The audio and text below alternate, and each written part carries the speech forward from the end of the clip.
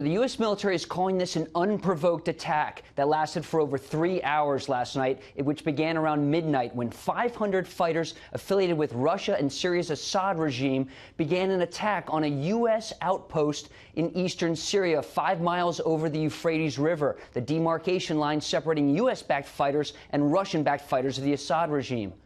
The Russian-backed fighters attacked with tanks, artillery, and mortars. When the rounds landed too close for comfort, U.S. Special Operations Forces on the ground called in the massive counterattack from the sky.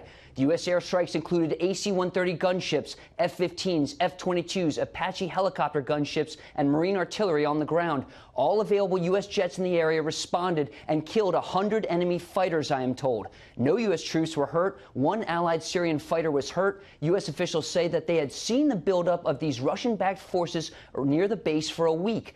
The American military called their Russian counterparts on a special hotline and were told not to worry by their Russian counterparts. Now, this isn't the first brush with the Syrian regime for the U.S. military. Last year, the U.S. Navy fired 59 Tomahawk cruise missiles at a Syrian air base after the Pentagon accused the Assad regime of carrying out a chemical weapons attack. A U.S. Navy jet shot down a Syrian warplane. It was the first time in 18 years the U.S. Navy or military had shot down another plane in air-to-air combat.